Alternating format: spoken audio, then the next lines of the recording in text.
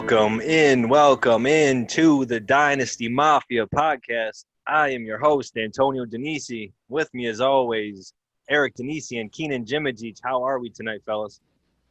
Good. How you guys doing? I am beep exhausted, okay? I had a hell of a weekend, boys.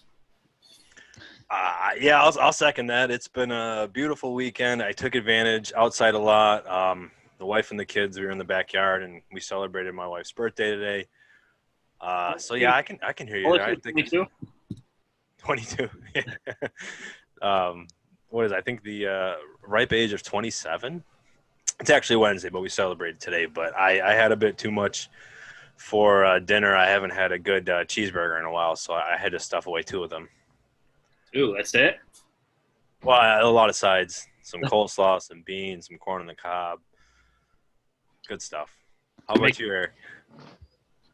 Actually, no, Keenan, you had a party today. Yeah, don't throw a party for triplets, a birthday party for triplets. It was the party only lasted like 2.5 hours. The cleanup and the put up took 2 hours alone for each. So, but it was fun. The kids had fun. That's all that matters. Yeah, I don't know if I mentioned today, August 23rd. Happy birthday, Kobe. Just wanted to throw that in there. R.I.P. Eric, how about you? What did you do today? I did some disc golf today. You said you did some disco today? Disc golf. I wish I was at a disco. No, I played some disc golf today. So yeah, I mean, other than that, just kind of hung out. Played some basketball too, a little bit of that. But oh wow, yeah, look at you, active. Speaking of active, we got a lot of news and notes just to rub up on quick here. So I'm going to jump into it. Dalvin Cook reports back. Not reports back, but his contract talks, they have stopped with the Vikings. His agent has come out and said so he will continue to play on his final year of his contract. I believe it's a little under $1.5 million. So we'll see what happens with Dalvin Cook next season. Melvin Ingram is also looking like he will be holding out for a new contract after Joey Bosa had gotten his big extension. He wants to get some of that as well, being on the same line, just a few spots away from him. We got some of, with training camp brings in a lot of hype, and Le'Veon Bell being one of those. He's in the best shape of his life, as he says. So it looks like he cut a little bit of weight down, and the last time he shed some weight was his second year with the Steelers, where he came and had his big breakout year. So anything on Le'Veon Bell there? You believe in the hype? No, I don't. All right. We can talk about those wide receivers later that are getting injured at Jets camp. He might be the only offensive weapon that Darnold has. So we'll see.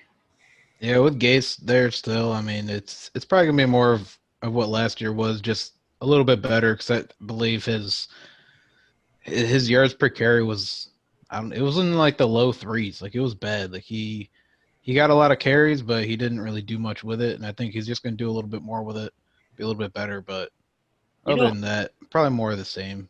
You know who else is in the best shape? Which isn't bad, by the way. You know who else is in their best shape of their life? It's me. You? Yeah. Do you believe the hype? Do you believe the hype, guys? You look great. Speaking of which, make sure you guys check us out on YouTube so you can see how great Keenan's looking, being in the best shape of his life. Go do some pull-ups back there. Oh, man. That's awesome. I have a pull-up bar on that side of the basement, so. Yeah, I got a whole workout area that way. You guys can't see it, but it's all the way over there, I promise. Well, Damian Harris. What'd you say? I can't turn the camera that way so you can't see me. Yeah, sure. So Damian Harris is taking advantage of Sony Michel not really being able to practice. He's looked like the best running back in camp. Are you guys worried about Sony Michel this year? Absolutely. Yeah, I am, actually. That's why I grabbed some Damian Harris stock this offseason. Very, very cheap, by the way. Especially in New England with the way Belichick does things with those running backs. You know, one week can be Sony Michel, the next week can be Harris, and who else they got there?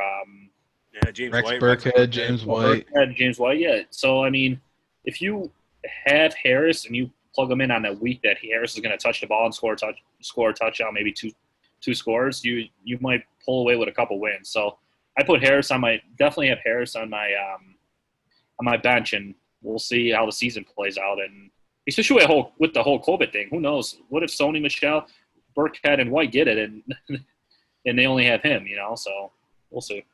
Yeah, that's true. That's very true.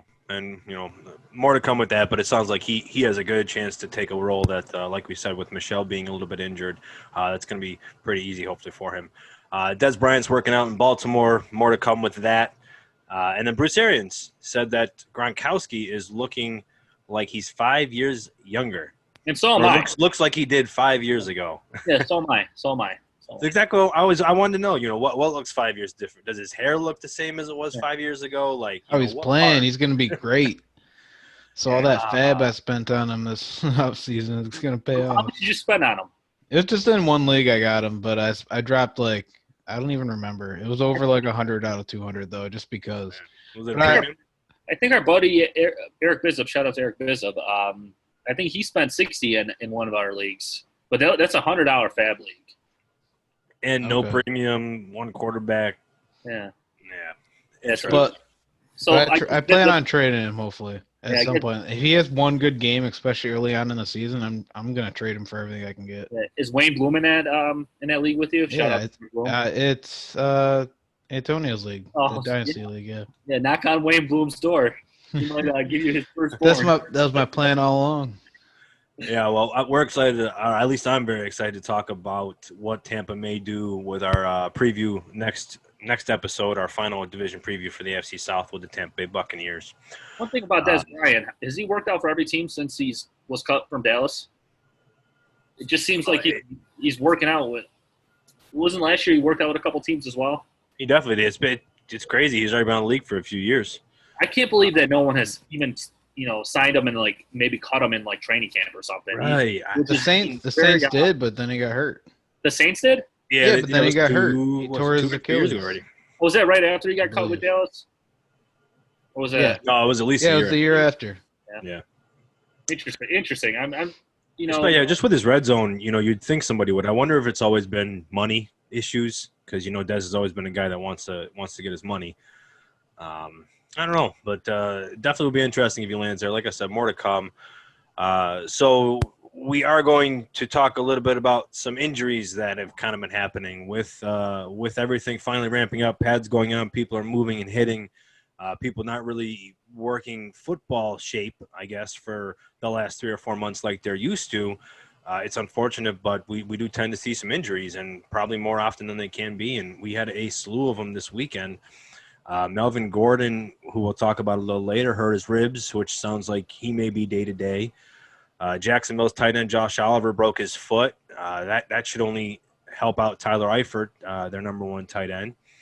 Denzel Mims got hurt, which that also believed more to come on that, so I won't even think it was a hamstring, wasn't it? Yeah, I think he also hurt his hamstring. There's a few of those. But Brashad Perriman also left practice, but Adam Gase already said he's not worried about Brashad Perriman. So Chris Herndon season, folks. That's what it sounds like to me right now. Chris Herndon season and Jamison Crowder are just going to eat from Sam Darnold. Mike Williams left practice early. He came down hard on a catch. Saints guard Andreas Pete broke his thumb. He's questionable for week 1. It doesn't seem like they really missed a beat last year when he did miss a few games, Pete. But still a good guard, still tough and something to monitor. Brandon Ayuk adding to the 49ers problems. He pulled something in his right leg running a route today on top of Jalen Hurd, I believe, tearing his ACL on Friday. Just really tough to kind of hear whatever a lot. Injury bug they got over at 49ers camp, just keep it there, please. Yeah, it's scary. This has been going back to Debo when he broke his foot it wasn't even in camp. It was at home. He was training, maybe. I think it was right in the beginning of one of the practices in June. Yeah, something along those lines. But yeah, now it's Debo, Brandon Ayuk, Jalen Hurd for his second straight year, George Kittle, guys. I mean, who else is Garoppolo going to throw the ball to? That's for right. sure. You So say it again. George Kittle is going to be amazing this year. Even But if I still think I'm really I think Travis Kelce is still going to finish as number one this year. That's No. what This I was going to year- ask you. Is Kelce? I mean, is he in line though for almost 160 targets now, George Kittle? I mean, That's a maybe. lot. That's a lot. It's very possible though. I mean, it definitely. I mean, it obviously is a lot. He had 137 2 years ago, or 136 2 years ago. But if you got Ayuk running with hamstring injury, if it's potentially hamstring, hamstrings tend to linger, and we are 2 weeks away from the season starting, 2.5. So let's say it's a hamstring and he's got to miss some time. You already missed Jalen Hurd. Debo Samuel probably isn't going to start. George Kittle's, you're looking at 10 to 12 targets easily in the first game, probably first 2 games. And then he really would only need, 10 to 12 targets the rest of the season. I don't know. I mean, How many catches did you say he might have? 169? 160. who, Kittle? Yeah. No, it's targets. He had 136 targets 2 years ago, and he had 88 catches. Yeah. I was gonna say that's a lot of catches. That's when he broke the record. Yeah. He broke the record, but I don't know. I guess I could see it again. I really could. I mean, it obviously means the defenders are going to be on George Kittle more, which could open it up for Mostert or Coleman. But I don't know. San Francisco might have a little bit of trouble right in the beginning. T. Higgins also, he pulled his hamstring earlier this week. It sounded like he's feeling a little bit better with that. All right, so that's going to wrap all of the injuries and the news and notes for right now. So let's move on to our division previews. This episode is going to be the AFC and NFC West. We're going to start us off here with the AFC West. We're going to talk about goodness today. Sorry, guys. We're going to talk about the Denver Broncos, the Denver Darlings this season, 7-9 last year, finishing second in the division. So obviously it wasn't taking too much to potentially be in that playoff spot if you got 7 wins and finishing second there. But we know they added Jerry Jeudy in the first round this year of the draft to add to that high-powered offense, we'll call it, with Drew Lock coming in. Yeah, we'll call it. They were one of the worst offenses last year. I like it all on paper. Like it all on paper, that's for sure. So Drew Lock comes in. He was rookie last year and played 5 games, now gets to step up and be the starter. Melvin Gordon got added. Philip Lindsay and Royce Freeman are tied to that backfield. Why don't you guys talk a little bit more? How about you, Keenan? Why don't you talk about Melvin Gordon? Do you think he's a 3-down back, and do you think he's someone that's going to get over 40 catches this season? Because he's never had less than 40 catches in any season of his career yet. Yeah, I think just because Drew Lock is still a young quarterback, I think he's going to rely on Melvin Gordon on those dump downs. I mean, look at Phillip Rivers, who was a veteran quarterback last year, and he relied on Melvin Gordon to get those dump downs and run 10, 15, 20 yards down the field.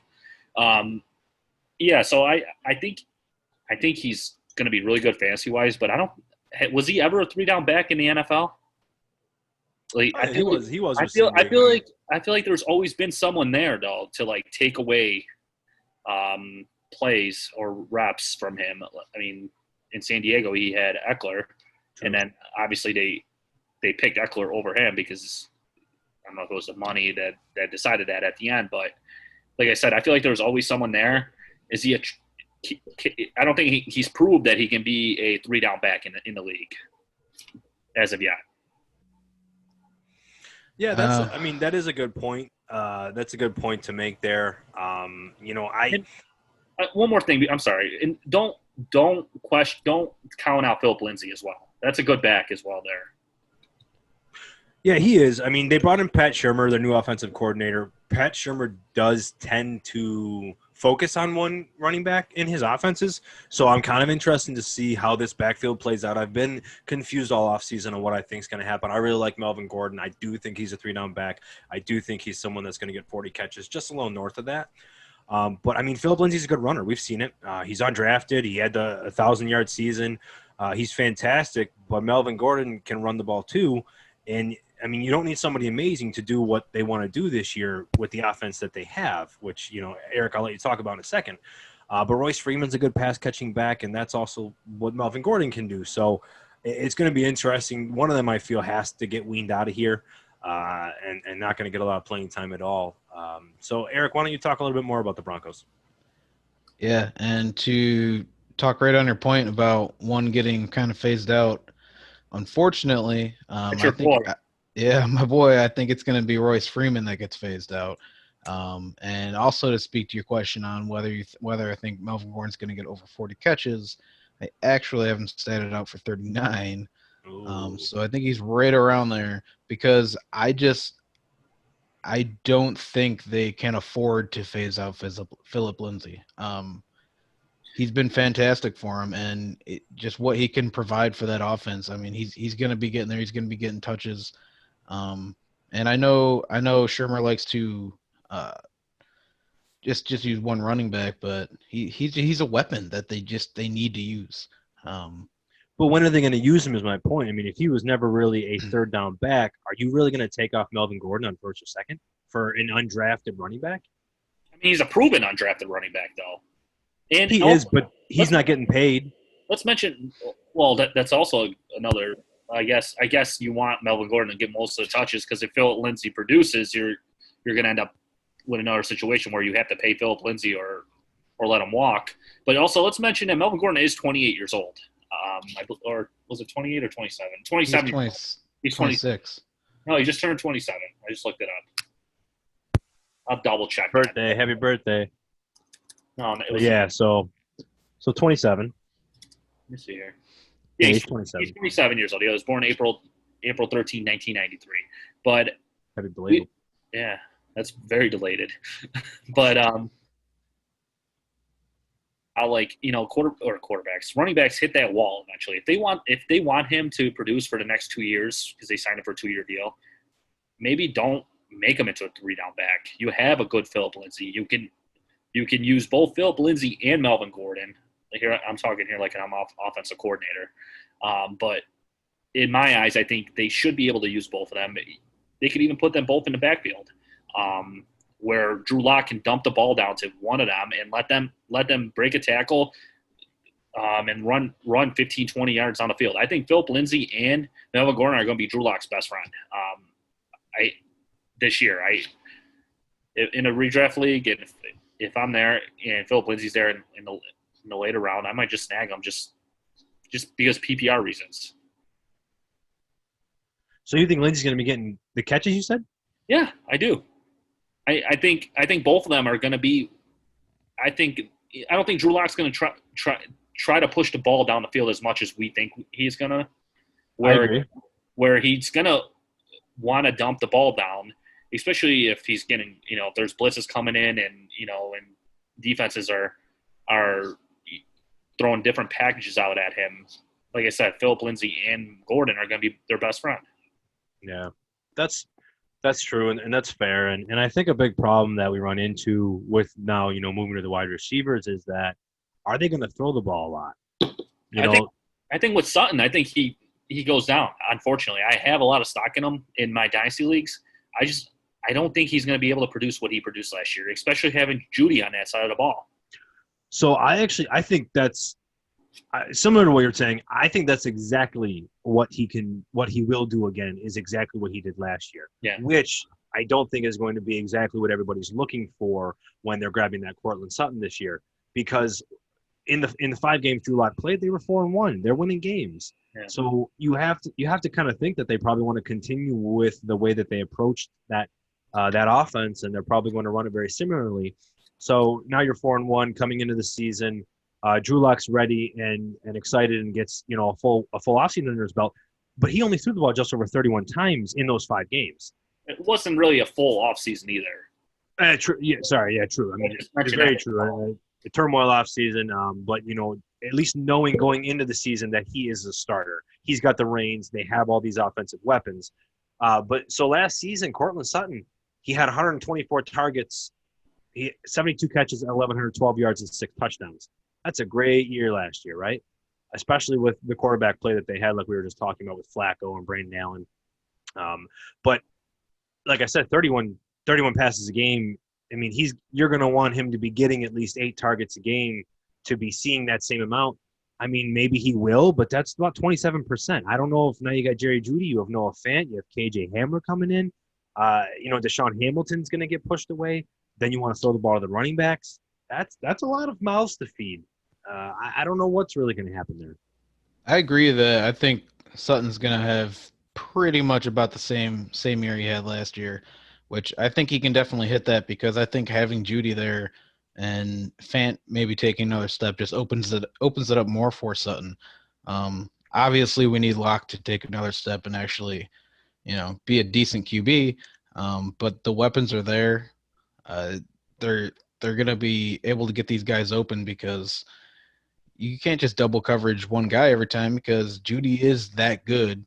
Even though he's a rookie, he's going to be able to beat guys one-on-one, and you need to watch out for that. You can't just simply only worry about Sutton. Plus, if Fant takes another step, he's extremely good himself. So they're going to have a lot of options, but I think Sutton can get back to where he was before for sure.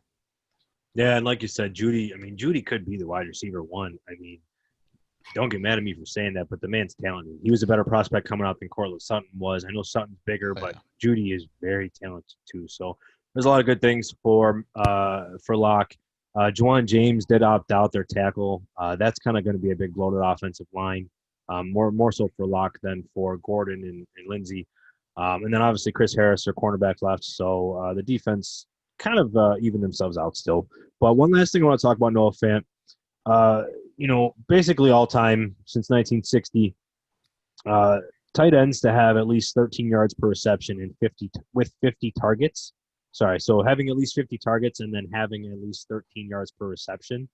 There's only been 7 tight ends to do that in their rookie year. Mark Andrews, Ken Dilger, Noah Fant, Dawson Knox, Hunter Henry, Zach Ertz, and Rob Gronkowski.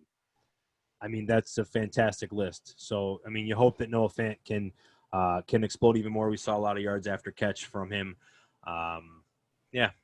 So we'll see how they got to use him more though. I saw that his target share was at 13%. It was 22nd in the league or something like that. I could be wrong on the numbers, but I'm pretty sure they didn't really use him enough, and that's where they need to figure out an offense to use him because he's a great talent. He was a great talent in college.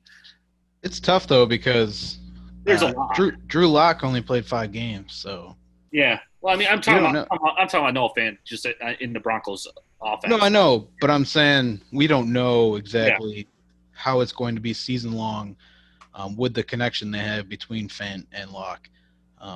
If he could end up relying on him. Would you take Hayden Hurst or would you take Noah Fant in a redraft league this year? Hayden Hurst. A lot more targets. Hurst, yeah. We would also take TJ Hawkinson, right? Over Noah Fant. That'd be close. That would be close for me. I mean, Hawkins is probably going to lock for more touchdowns, but is he going to stay healthy? I never trust a Detroit tight end. They always look great. They're always about to break out. Where I'm leaving. I mean, Hawkinson's different than the ones in the past. Obviously, he's a special talent. But the reason I'm saying this is you just mentioned it. We don't really know what Drew Lock's going to bring to this offense. Where, if I'm in a redraft league, I'm probably going to stay away from any tight ends or wide receivers that the Broncos have, and probably going to target Melvin Gordon and Phil Lindsay. If that makes sense. That's fair. I mean, I think value-wise, Melvin Gordon might be one of the only guys I'll be getting. Maybe Jerry Jeudy pretty late. I just don't want to. It depends because I think Fant's going in the 10th, 9th, 10th round, I believe. I just did a mock draft earlier today, and I got Courtland Sutton as my wide receiver 1, and that was scary to me. It just, I can't. Yeah, that's very scary. I can't trust him. I think he's a great player. Nothing against Courtland Sutton, but I don't know what this offense is going to bring to the table until I see what Drew Lock is. To me, I'll hold Courtland Sutton's stocks in Dynasty, but in redraft leagues, I'm staying away from it. Yeah, I can agree with that. That's how I am. So let's move on here to the defending Super Bowl champion Kansas City Chiefs. I really don't think we have to talk too much on them. I mean, they're my favorite to win the AFC again. I think you guys are at least similar that they're at least going to get to the AFC Championship or Super Bowl from this side. So I really want to talk about Edwards-Helaire, though. He is rising up the ranks. He is almost Saquon Barkley-esque. He might wind up being the number 1 overall pick 2 weeks from now, for all we know, with how much hype he's been getting. So what do you think, man? What do you think about him, Eric? I know we talked about him before, but I mean, that was before the hype has kind of come up, before Damian Williams has opted out. Yeah, it's crazy, but I think it's deserved. Like, I mean, why wouldn't we be taking him right now? This is the Kansas City running back. Damian Williams is out. There's nobody else there that's even close to him in talent. And they already said that he's picking up the playbook. His route running's looking good. They're working him in the screen game. They're going to be using him everywhere, and he's going to get a lot of touches. And I'm buying in. He's going to be fantastic. I got him in 2 leagues, 2 dynasty leagues and rookie drafts this year, and I'm extremely excited about those shares, and I'm buying in on him. I'm excited. Okay, so let me ask you this. Sorry, Keenan. Okay, so over or under 300 touches? Probably over. Yeah. The only reason why it's going to be over is because Damian Williams opted out. Do you trust the other 2 backs? What do we have? Darvin Thomas and we got 229 or 329 touches. I have. Yeah, I mean, I'm just looking at week 9 through 17 for Williams. 14 touches, 24 touches. He had a 5-touch game. I wonder if he got hurt that game. 19 touches, 16 touches. Who's going to get these touches? Is Darvin Thomas? What's the other guy's name? Darwin Thompson and Darrell Williams. Yeah, are those guys going to get those touches? So Darrell Williams, it's interesting you say that, and I know it's funny to think that Darrell Williams might, but there's a chance that at least game 1, you're going to have a lot of people that are going to be real scared when Darrell Williams takes that first snap. I don't think it's going to happen. No, it probably wouldn't. If that happens, I might be flying to Kansas City, and I might be slapping Andy Reid around. With what they're saying about him and how much they loved him when they drafted him, I know, and how he's looking good in route running. They're working him in the screen game. Like he's going to be the featured guy. There's no question about it. I don't think you can question it at this point. He's gonna get 300 plus touches, and he's gonna be great. I think. I mean. Yeah, I do. I agree. He's going to get over 300. I just wanted to kind of ask to see both your opinions. One thing on Williams, there's a lot of snaps that are up for grabs because he got 50% of the shares in Kansas City. So he touched the ball 50% of the time. Oh yeah, I mean, Edwards-Helaire is going to get the ball a lot, I'm sure. I wanted to know if you were on that over under 20 touches a game, or if Mahomes might throw that ball a little bit more. But yeah, I think you can throw it a little bit more on those screenplays. So, all right. So then right now, let's maybe talk to it with half PPR. So, would you draft Edwards-Helaire or Mixon? Keenan.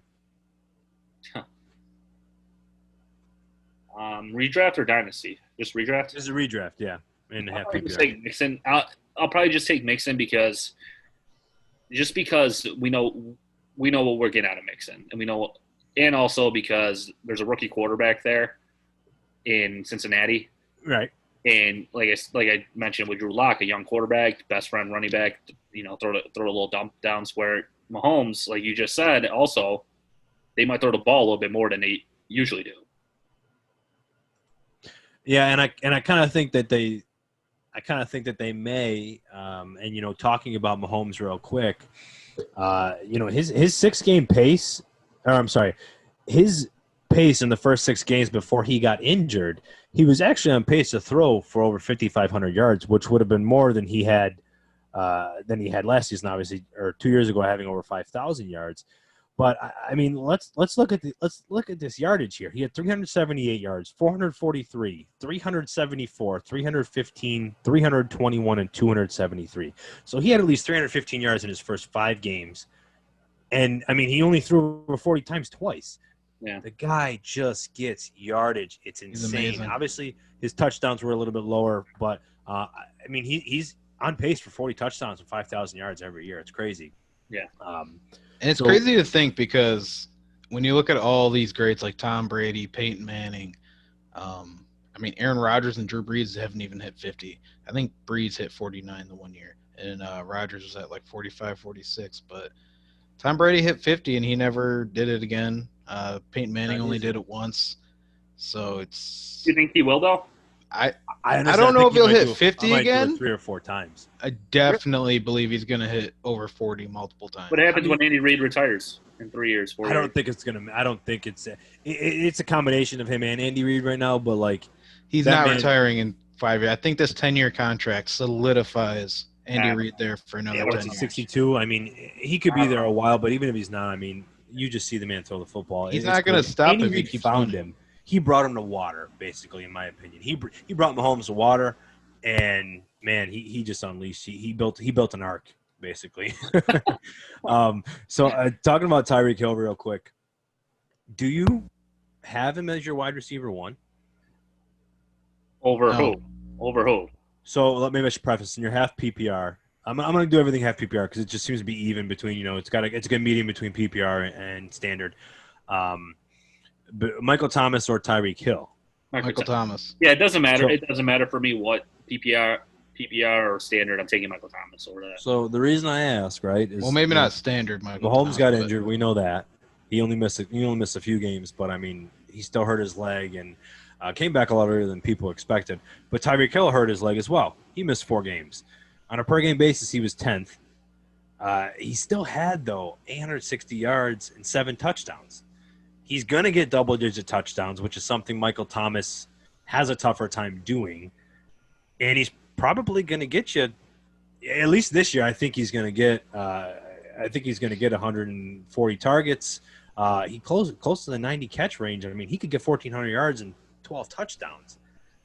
I mean, I have him as my wide receiver 2, so he's not my 1. But I just wanted to make that case for him real quick because – I mean, he averaged 5 less points per game, but like we said, that 5 less points per game with only 2 less touchdowns, the yardage will come up. Mahomes will be there. I don't know. I kind of see that there's a world where maybe he could be that wide receiver 1. He could be. He absolutely could be. But I just right now with Drew Brees still in New Orleans, I'm taking Michael Thomas. And I'm going to be extremely excited if Jameis Winston takes over next year, and I think that's going to be almost potentially better for Michael Thomas because he's just going to hyper target him. He already is, but yeah, Michael Thomas is my clear number 1. But I want to say quick, there's 5 wide receivers that I truly strongly believe might have double-digit touchdowns this year, and it's Tyreek Hill, Michael Thomas. Michael Thomas, I think, could squeak in, be on the 9-10 range. Devontae Adams, Cooper Kupp, and Kenny Galladay. So those Calvin Ridley on touchdown wise, yeah, him too. He's also you could throw Adam Thielen in there too. Yeah, sell down. One more thing on Tyreek. The reason I pulled up his game log here, I have him in one of my dynasty leagues, and I felt like he disappeared fantasy wise. There was a couple, so I pulled up his game log. Did he get hurt week 1? Do we know? Yes. Yeah, that's when he hurt his shoulder. That's when he got – okay, so I won't even include that. But there's 1, 2, 3. He had a 0 reception game. 4, 5, 6, 7 games where he had 5 or less receptions. And it has nothing to do probably with Tyreek Hill because that offense is so powerful and there's so many weapons where they have to spread the ball around. That's the only where I feel like in New Orleans, Michael Thomas, who's the other wide receiver on the other side? Emmanuel Sanders. Exactly my point. Yeah, well, to that point, he's never been a guy that we're always expecting to see double-digit targets like Michael Thomas. But he's extremely efficient on them. if he gets double-digit targets, That's the thing. It's the he's long having a great touchdowns game. for him. Yeah, it's long. He's getting them, especially those like 40-plus point bonuses. We're looking at touchdowns too. I mean, he's got 1, 2, 3, 4, 5 games where he scored a touchdown. The rest he didn't score a touchdown. He's always been a boom bust kind of guy, though. Yeah, and but a more consistent one. That's more why. Game.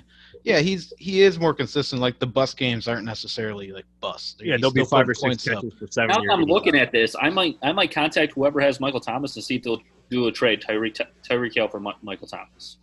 They probably won't, but I just wanted to make that case. It's always tough though when you're tied to the best quarterback in the league. Yeah. Just like Travis Kelce is, and he got his deal redone, so he's going to be there a bit longer. And we know he's the best tight end in the league. We were talking a little about Kelce earlier, but Travis Kelce is still numero uno for me.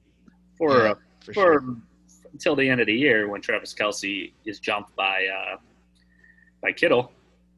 Yeah, I don't know. If Kittle gets 160 targets, that's true. Yeah, if he gets that, I mean, Kelce had 136 just last year, like Kittle did 2 years ago, and they both only had 5 touchdowns. But Kelce's always the one that really has that higher touchdown upside. Just like McCall Hardman, he had 6 touchdowns, I believe, in very limited snaps, so he should come in as the wide receiver too. I just want to talk about him real quick, and then we'll move on. But I think that he's someone that people should be looking at as a sleeper this year in redraft.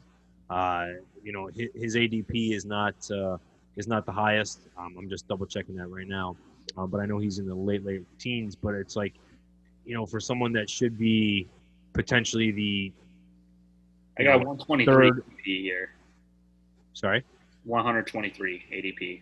Oh, there you go. So, I mean, he's going to be potentially the 4th option. But that 4th option could still be, 70 targets, and 70 targets, He's going to jump Sammy eventually. I think he did. I think he is the number 2 wide receiver, but that still would put him behind Kelce, behind potentially CEH. Sammy was talking about retiring before the Super Bowl. But Sammy's not going to go away. I still think Sammy, wide receiver-wise, is going to be the number 2 there. He needs to just go. I'm so sick of him. I mean, I hope so. I've always hoped for him. He deep down, I've always wanted to do well, but – hashtag 7th year breakout. All right. That's it for Kansas City. They're great. We know they're Los Angeles Chargers. Talk about a team that's kind of done some revamping. They are moving along for their future. Got rid of Phillip Rivers, who they had there for 16 years. Got rid of Melvin Gordon, who they've had for 4 or 5 years. So, in with the new, Justin Herbert comes in, drafted 10th overall? No. Something like 6. Or 6, yeah, 6. Where am I going? And then you have Tyrod Taylor, who stepped up. Anthony Lynn, the head coach, was his was the running backs coach and offensive coordinator with him in Buffalo. So, he has some high praises for Taylor. So, you wonder if he can keep the job all season. Austin Eckler got some money, so he'll now be the starter, mixing in with Justin Jackson and Joshua Kelly, their incumbent rookie. So you wonder now, how's the offense going to look with Tyrod Taylor, Keenan? And how long will it be with Tyrod Taylor? Couple weeks. Couple weeks? Yeah, I mean, come on. Let's look at it in Buffalo, how frustrating it was to watch him dump the ball down. I believe he was one of the highest quarterbacks with dump down passes in the league. And then also, I mean, look what happened in Cleveland. He had a horrible first half. He got hurt, and Baker came in and led him to a victory. And Baker never gave that job back up to Tyrod. Tyrod is, he's a good backup quarterback in this league. He had a couple good years here in Buffalo. Wasn't able to win anything. I mean, look what happened here. Here in Buffalo, our coach staff didn't think he was that great. Where they bench up for Nate freaking Peterman. So. It'll be a couple weeks before Charger fans, Charger coaches, Charger teammates get upset and get frustrated, and they're calling to get him out of there and put Justin Herbert in there. It's going to be a frustrating year for them. I mean, Justin Herbert, I don't think he's going to step in there and be a saver. That's for sure. But I don't think Tyrod Taylor is going to be able to hold that job from a rookie quarterback. And fans are going to want to see Herbert. The coaching staff's going to want to see Herbert, especially if they start off slow, 0-3, 0-4, 0-5, 1-5, whatever. I'll give it week 5 before Tyrod Taylor's pulled. Yeah, the fans can complain all they want, though, but from the reports coming out of camp is Herbert's struggling a little bit. Yeah. So, I mean, They need to just let him take his time and Josh Allen was even struggling if here in Buffalo. And I mean, if the quarterback's not producing like Nate Peterman, I mean, you're gonna throw him in there in week like we did in week 2. yeah, but Tyrod's gonna be better than Nate Peterman was. He's an elite quarterback. It's just the Bills had a backup quarterback here, and they traded him. Before who was it? They won't sit Tyrod until they're officially eliminated from playoffs. That's what I want to do. You want to do a beer bet on this one? Sure. A 6-pack right now. So you think week 5? Week 5 or before for me. All right, I'll go after week 5. All right, write it down, Antonio. There we go. It's going down right now. It's going down. I actually think I don't think they're going to go all season, but I do think they're going to win that bet because you want to do it too? Yeah, I'll jump in on that. All right. So the reason why is if it's week 10 and Tyrod's not doing well, they're probably not going to be doing well record-wise. You're going to want to see what Herbert can do, and I don't think they're just going to let him sit all season. So they're going to let him in. They're going to throw him to the wolves.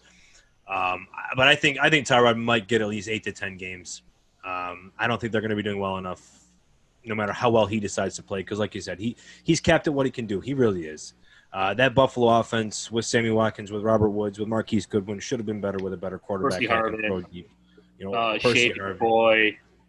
Yeah, that's the thing is I don't know what does Tyrod have left in him. In the running game, especially because that's a big part of his game. So yeah, it is. He may have a little floor for fantasy. I think he could finish. I think on a per game basis he'll be a double, like a back end quarterback 1, top end quarterback 2 because of that rushing floor, and he's going to check it down a lot. I mean, like you said, Hunter Henry's probably going to be a good proponent. Hopefully he can stay healthy. Austin Eckler. Yeah, I was just going to ask you. Austin Eckler had 108 targets last year. Do you think Tyrod had trouble? I mean, he did dink and dunk, but he didn't throw the ball at all to the running backs like that. So do you think he's someone that could even see 80 targets still? Yes, because the offense is going to be designed around him as well. There's going to be plays called for him, for Eckler. I mean, they're just going to try to make it as simple as possible for both of them. I mean, both quarterbacks, I think they're limited at what they can do right now, especially for Justin Herbert. So yeah, I think he'll. I'm still got a lot of shares in him, obviously, and I'm gonna draft him in redraft leagues. This is Eckler, right? Eckler, yeah. Yeah, I think he can definitely get up to that 100 target range again. Especially what Mike Williams, I believe, is hurt. He left camp. Who knows what's happening with that? They're gonna need Eckler to be there for the passing game. I don't think the running backs behind him really are all that talented, so he's going to have a big role there. And if Tyrod loves to check it down, I mean. So right now, Eckler is going as the RB14. Somehow, well, I'm on Fantasy Pros. Somehow, Miles Sanders is the RB13. So would you rather have Miles Sanders or Austin Eckler? Miles Sanders. I know you're going to say I don't even want to hear your response, Keenan. I know you're going to say Miles Sanders, so I kind of want to be different here. There's no thinking about it. Yeah. It is Miles Sanders. Yeah, whatever. I'll go with Miles Sanders. Fine. If you want Austin Eckler, you can. No. I'll go with Miles Sanders. Well, I'll go with Sanders. What about Aaron Jones or Austin Eckler? Austin Eckler. Austin Eckler. I don't know what's going on there in Green Bay. Even though I did just trade for Aaron Jones, we could talk about that in a little bit. But I think that eventually, that Green Bay is going to want to move on with their running back and their future quarterback. Might not be this year, but I mean, I don't know. I'd rather take the guy that's guaranteed to be the starter there next year. Where Aaron Jones, maybe he won't even. Is he a free agent next year? Yeah. So I mean, maybe he won't even be in Green Bay. So who knows where he's going to end up, and who knows how that's going to be. Yeah, well, at least for this season, I think I'd rather have Aaron Jones, higher touchdown potential. But Austin Eckler finished. Does he have a higher touchdown potential? Oh yeah, I mean, you got 19 touchdowns last year. I don't think Austin Eckler. Yeah. I don't know. I hate that. AJ Dillon there worries me. It really does he does.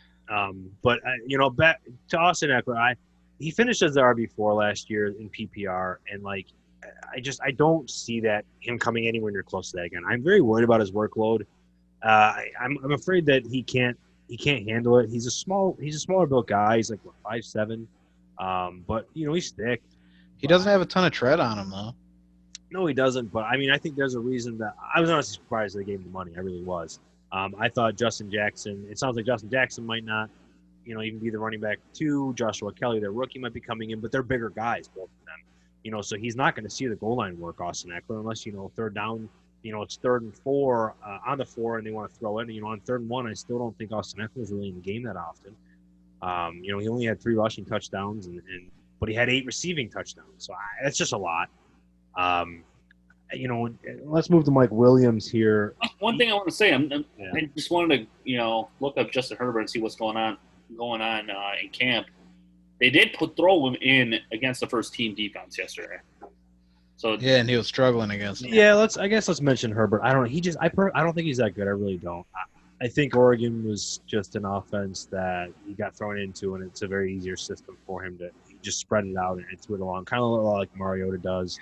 I don't know. I think it's going to be too tough for him to get acclimated. I think his arm's not very strong at all. So even if he replaces Tyrod Mike Williams, whom a lot of people just seem to be getting back on the Mike Williams train. I don't know why or how.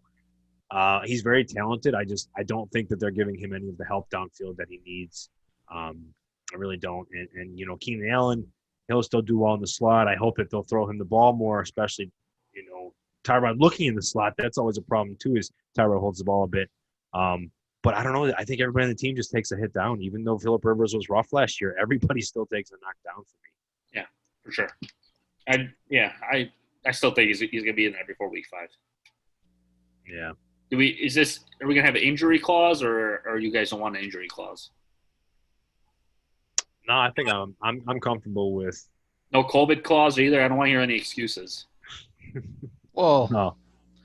I think we'll be all right with that too. It depends if Tyrod takes back over after he's back. Then the bet still goes. What do you mean? He's out week 5. Yeah, but if he's out because of COVID and then comes back and takes back the starting job. Here he goes. There's always. So how about we call over under 5 games total? Unless you want to wait about injury or COVID. Fine, I'm fine. We'll come back. We'll figure that one out. Yeah. But let me just ask you one quick thing. Everyone updated. So back to Mike Williams real quick. I forgot here. I mean, obviously he had 10 touchdowns a couple years ago. Quietly had 1,000 yards last year with only 2 touchdowns. Can he get 1,000 yards again? I mean, he averaged over 20 yards a catch, which that's some of the highest yards per catch that happened in the last 20 years. So that's a lot. Yeah, it's gonna come with down. as many catches as he's had. The same thing goes for the Chargers receivers and tight ends that I said for the Broncos. I'm not touching them. Yeah. You don't know what you're going to get. I mean, this is more of a question mark than what's going on in Denver. Yeah, I mean, I do think Keenan Allen is going to be kind of a value, just because people are going to be fading him just because of the quarterback situation, and they think he's really old. I mean, he's starting to get up there, but I think he's like 28 years old or something like that. So I mean, 27. Yeah, well, see, I was hoping he'd become. Well, maybe he's a value for you, but right now he's wide receiver 20. He's right in between Tyler Lockett and Devontae Parker. I think I'd rather have both those guys over him. Yeah, me too. All right, yeah. Then you got DJ Chark, Robert Woods, DK Metcalf, McLaurin. But you got to think. Diggs.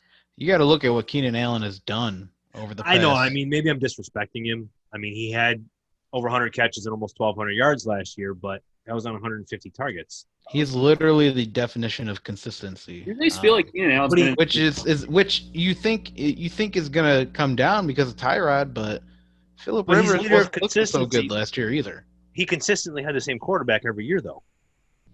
That's true. Yeah, I that's the only thing. I think we can both agree. Keenan Allen's great. It's just we've seen Tyrod. We saw Tyrod for three years. I mean, it's just he had talent. He didn't let the talent shine. I would love to see it work. I really hope it does. I personally can't see it. Keenan Allen will make plays for himself because that's the kind of wide receiver he is. I don't think. I mean, I think 1,000 yards is going to be tough. Really, I do. Anyone with the name Keenan is probably great. Yeah. Yeah, when you have two first names, though, Keenan Allen, you can't trust them anyway. They got too many of them over there. Tyrod Taylor, Hunter Henry, Keenan Allen. I don't like it. Is it just me, or do you guys feel like Keenan Allen's been in the league for like 20-plus years? It seems like it, right? He hasn't. I feel like he's been in the league forever. And he's been so productive, but he's also somehow missed a lot of games. It's funny. It's crazy. All right, I think that – are we going to the Chargers? Yep. Yeah, I got nothing. All right, let's wrap up. The Raiders. Yeah, let's wrap up the AFC West with the Raiders. 7-9 last season, third of the division. So quietly 7-9. I don't know. When I looked at that, I was like, hold on, let me double check it. I just feel like they were a laughing stock last year, but maybe they were. They were, but I mean, it's no disrespect to Oakland, but it's just been a lot of turmoil and fantasy. Sorry, Los Angeles. Wow, messed that up the whole time. Vegas. Wow, my goodness. I just can't get used to it. But I don't know. I want them to be fantasy relevant really bad. I want them to have players. I mean, they got Josh Jacobs, and I'm hoping they have some other people step up. They drafted Henry Ruggs, Brian Edwards, Lynn Bowden. They added Theo Riddick recently, Jason Witten at tight end to help out Darren Waller. Marcus Mariota's in there to maybe replace Derek Carr. It's just there's so many question marks with this team. I have a lot of trouble statting everybody out but Josh Jacobs. But even Josh Jacobs, is he going to catch? Are they going to throw him the ball? I mean, he's going to get 300 touches, but you're hoping that he's going to get at least 30 or 40 catches because wide receiver, running backs in PPR, you don't finish top 5 unless you're getting 50 catches for the most part. So, what do you say there, Keenan? What are your takes on the Las Vegas Raiders so far? I mean, when it comes to Jacobs, I think he's going to be your RB1 for sure. I mean, he was 15 in opportunity share and 11th in the red zone touches last year. So I think that's going to stay. I think they're going to give him the ball.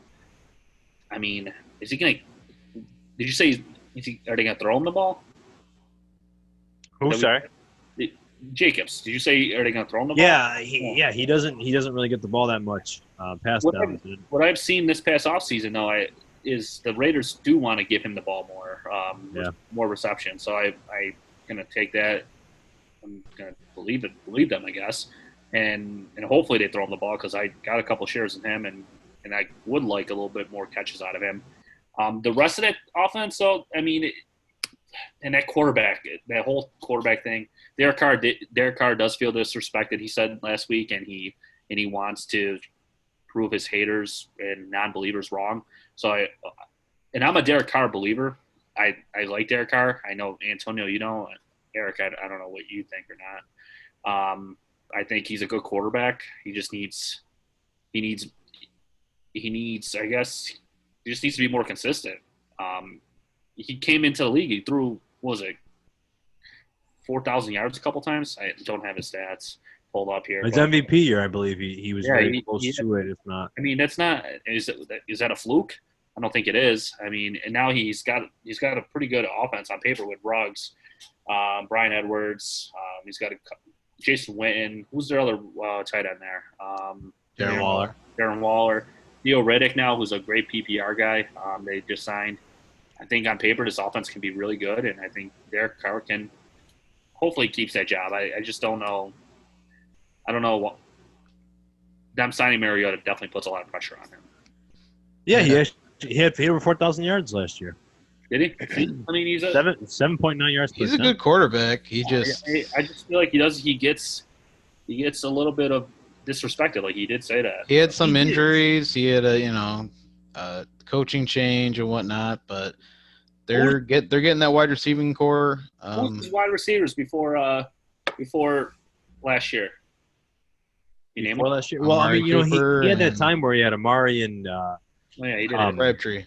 Yeah, Michael Crabtree, and I mean they both were top 12 wide receivers, so he was able to show that production there, and they had high touchdown volume, and that was his MVP potential season, but he hasn't really shown much since then. Besides throwing 4,000 yards last season. I mean, yeah, he did, but they're always trailing for the game, so I mean, you kind of expect it. But defense needs to play better. He seems like I want him to get unleashed, but you expect him to elevate the team, right? I mean, Tyrell Williams came in and He had a couple touchdowns. He showed some signs of life before he got injured, which kind of looked nice. Darren Waller obviously came out of nowhere and did really well. Had a super efficient catch rate. Had a lot of yards, but not a lot of touchdowns either. Hunter Renfrow, it seemed like he had a really good relationship with. So maybe it's going to happen. But like talking about Josh Jacobs, he had 27 targets. They had DeAndre Washington catching the ball. Jalen Richard, whom they got rid of, but he got now they bring Riddick in, and then now they bring Riddick in. Like, is he going to get that? I mean, he had almost 20 touches, rushes a game. So, like I said, 300 carries. He might not get the receptions after I think about it now. Why would they bring in Theo Riddick, who's a receiving back?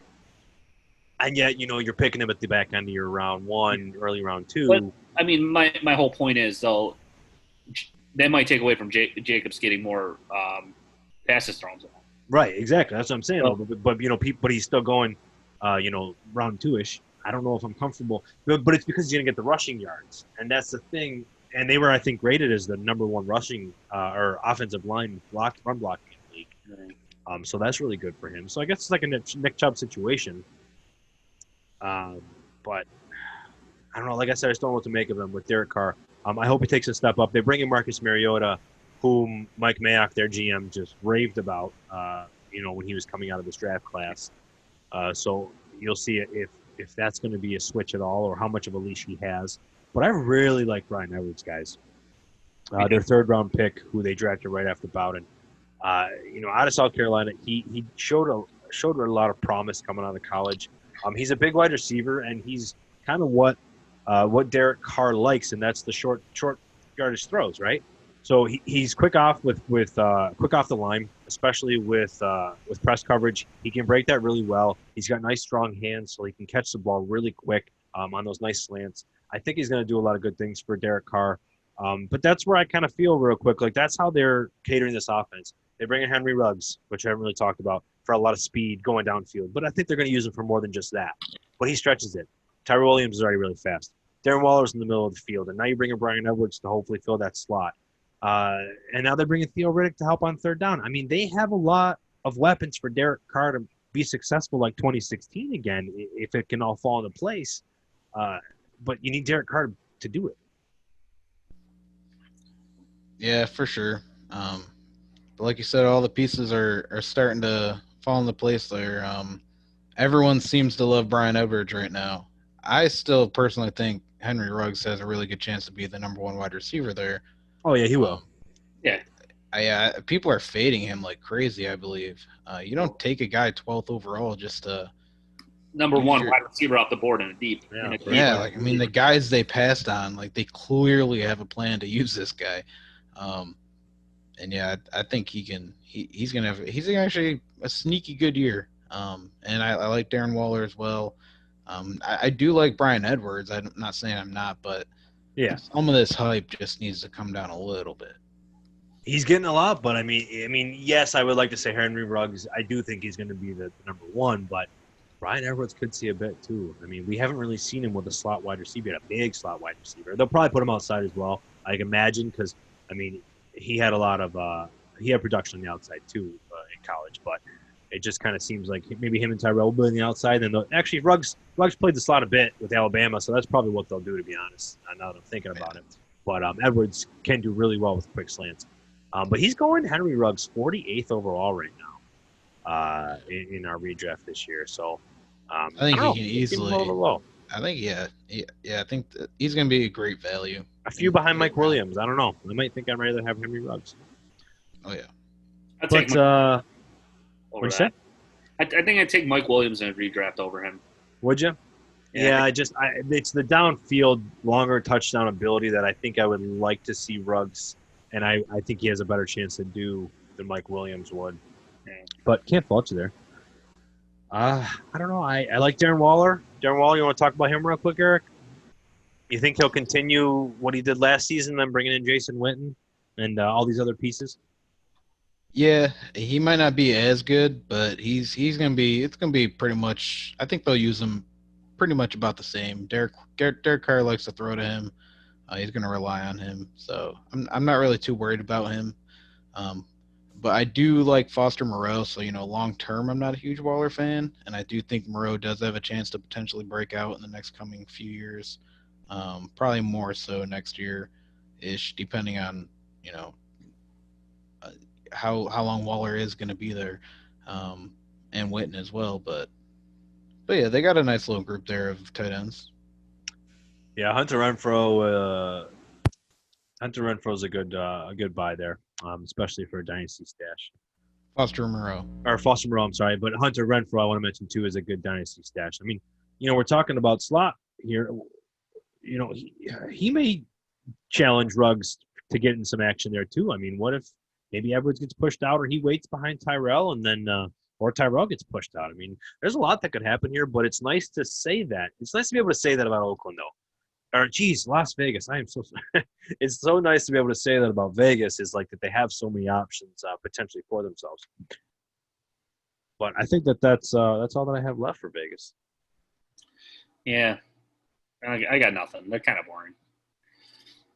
Yeah, just a lot. Like I said, a lot of hopes and dreams. We'll see what comes into fruition for them. So that's gonna wrap up our AFC West. Let me just ask real quick, who you guys have coming out of this division on top? Chiefs. All right, just making sure. Yeah, I have the Las Vegas Raiders. I don't know who said that. Eric? Well, how about who do you think? Second? Yeah, who do you think could be second in this division? I'll take it. I'll actually take Vegas.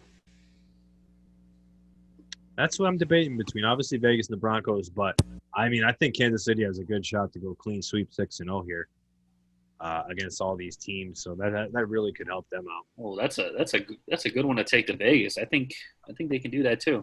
I think it'd be a Broncos second. I have to look at their schedule though. If they're playing like a late game against one of their division rivals, they might sit their offense. Yeah, I don't know if Manny Reid ever wants to, but it could. All right, so Chiefs got that one, of course. Probably going to win the Super Bowl for the next 5 years. Let's move on to the NFC West. Arizona Cardinals.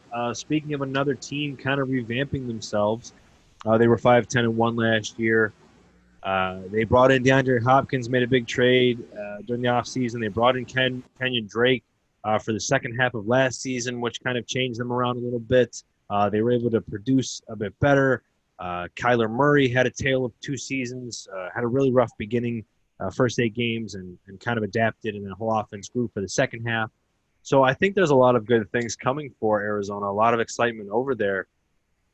Keenan, how are your feelings on DeAndre Hopkins coming into this crowded offense? It's going to be amazing for Kyler Murray.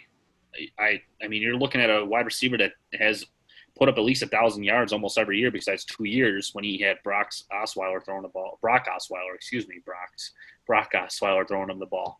I think he's going to bring a whole nother dimension to that offense where Kyler Murray really didn't have that last year. He had Larry Fitzgerald, who's fighting Father Time every day, and he also had why is the name? What's the other wide receiver? Christian Kirk. Yeah, Christian Kirk, who I think is a really good wide receiver, young wide receiver, but he just never panned out for them.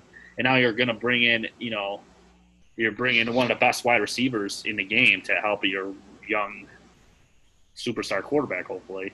I think that was a great acquisition. That was probably the best acquisition this whole offseason by any NFL team, I believe. Yeah, well, I don't think Kirk didn't necessarily pan out. He's still young. He was drafted the same year as Cortland Sutton. So he's still young, and he's just not a wide receiver one. He did see a lot of targets last year, though. That's the thing that scares me. He had 108 go his way in just 13 games. So, what's going on there? Is he not running the correct route? Is he not catching the ball? Is Kyler Murray underthrowing him? I would have to. Talking about Kirk? Yeah. Well, what did you just say about him? He had 108 targets. Yeah, I'm looking at his. Yeah. He had 108 targets. Yeah, and that was in 13 games. Yeah, 13 games. That's my point, though. That's a lot of targets for 13 games. Oh yeah, I'm sorry, I wasn't listening. Yeah, and where there's something going on where is Murray and Kirk are they not clicking? I would have to watch the tape more instead of just looking at stats, because we all know analytics. Oh, for his production last season, you mean? Yeah. So yeah, he was definitely. I mean, he had some injuries. He had a nagging ankle injury after like week 4, I believe. But he definitely had. Yeah, he had a lot of targets, and one of the weeks he didn't have any catches at all. And he had 3 touchdowns in one game. So it does look kind of rough, looking at his stats to say how can he continue going to the next season. But I think he will. He is the most familiar besides Fitzgerald that Kyler has, but it kind of seems like Kirk took over from Fitzgerald already because he was already on pace to outpace him had he played all 16. But Kirk's a really good route runner, and I think that he's underrated. I don't think, like Eric said, he's never going to be a wide receiver 1, but he can be a really good wide receiver 2. I think this season he has a shot to finish as a back end wide receiver 2, but next season is really where his big leap will come into that. But he's certainly being drafted right now as a value in my eyes. Let me ask you a question now. Back to Hopkins. Do you think his value is going to go down now? Because he does have a good quarterback throwing the ball, but he's no Deshaun Watson. Exactly, and well, I'm not. They both. I think Kyler's a really good. I think he can throw the ball really well. Also, but I think that, yeah, he's not Watson. But what they're going to do, he's not getting the same amount of targets. Like he's not going to get 30% target share. I think Hopkins helps Murray more than Murray helps Hopkins out. Oh yeah, yeah. His value definitely goes down. He's not going to be. He's still going to be great. Yeah. Yeah, I just think he's not going to get 150 look targets. what he did with Brock Osweiler throwing the damn ball. Yeah, no, Hopkins is amazing. He really is. But it's like, where are you drafting him right now? That's the problem that you're running into because you're drafting him right now as your wide receiver 5. Well, he's going ahead of Godwin and Galladay. He'll probably get more targets than Galladay, but even ahead of Mike Evans. I don't know. I just don't know if Hopkins is going to get you 150 targets. I think he's more towards 130. They're going to spread the ball, maybe even 140. But with that, I have him statted out as my wide receiver 9. It's just under 1,200 yards and 8 touchdowns. So that's not where you want to be drafting him, at least in my mind, because wide receiver 9, that's potentially 15 picks later. Yeah. So that's the only thing that's holding me back. As much as I love him. Amari Cooper or Hopkins? I think I would have to go Amari. I go Hopkins there. Yeah, it's a high. They're probably going to throw the ball more. I think that Amari has a chance for pretty similar amount of touchdowns, but I think that Amari can get more yards than Hopkins with those. So moving on to the running back real quick, Kenyon Drake. He's also kind of being drafted as an RB1. And he did really well in the back half of the season. Yeah, but that report that just came out last week has me a little shooken on him. That Chase Edmonds looks like he can be a starting running back in the league? Yeah, it's a little scary because I think all 3 of us were kind of shocked when we took a deeper look into Kenyon Drake's production last year. And I think before we did our predictions, I think we just threw kind of Ken Drake to the side, but after we looked at his productions, we're like, oh wow, this guy's actually pretty good. Had a pretty good season last year after being traded from Miami to Arizona. But when that report comes out, Kenyon Drake, he's going to be getting a contract. He's going into a contract here, I believe, or soon. Where Chase Edmonds on a rookie contract, are they going to want to see what he can do? Well, I'd hope you're always saying good things about all the players on your team. And, of course, you want to talk up Chase Edmonds. And he is a talented guy. But you're right, though. Kenyon Drake came in. They traded for him. It wasn't a crazy amount. But, they did trade for him. And he does seem to fit the offense very well. He's a big running back, 6'1", 210. But he was on pace for, plus almost 60 catches. And that's kind of something that, like you said, I didn't even see at all. And he just had a lot of touchdowns. He had 8 touchdowns in the last 8 games. He was just a workhorse. They gave him over 20 touches a game. He had over 20 carries a game, 2 games. So, they just wanted to give him the ball a lot. In this offense, I think there's a chance that's going to happen where Chase Edmonds can even get his own. Yeah, I think it was Edmonds. He had a really good practice, and the coaches wanted to kind of talk him up, get his just get his confidence up. But I think Kenyon Drake's going to be going to be really good in this offense. Yeah, like you said before. I think we were all shocked when we actually were looking into it, and we're like, wow, just that the back end of that last 8 games last year, he was killing it. Yeah, I think that he's running back 9 right now. He's going, so I think that's a really good spot for him. And I think Kyler is going to be worth where he is. I think he has a really good floor. Like I mentioned, the first 8 games being rough, he had 0 touchdown passes in 5 of his first 8 games. His touchdown percentage was only 2.4, which was just horribly low.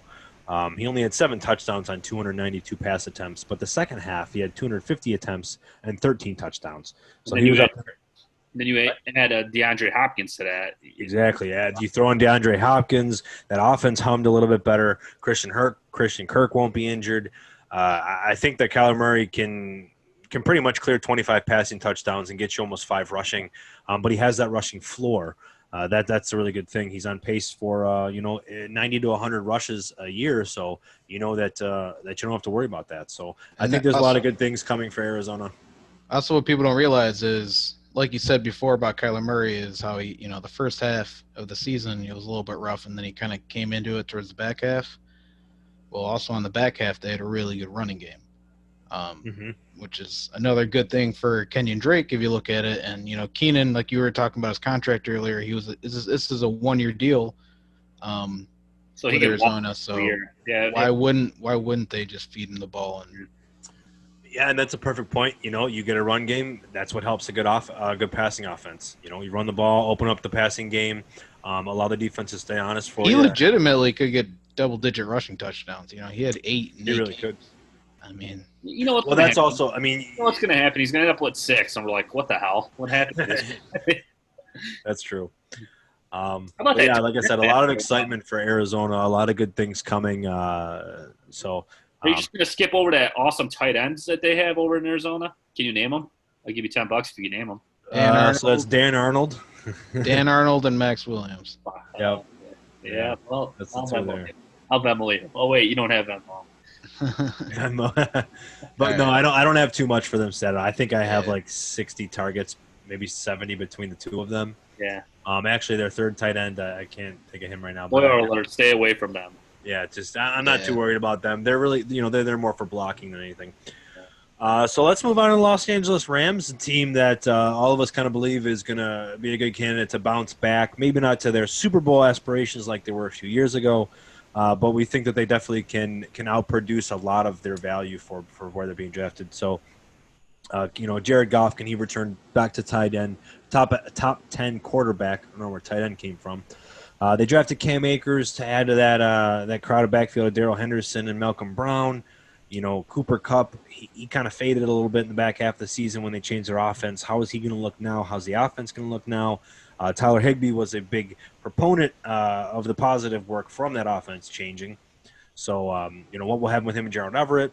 They drafted Bryson Hopkins, a really, really good tight end prospect. So there's a lot of questions here as well, but all good questions, it seems, Keenan, right?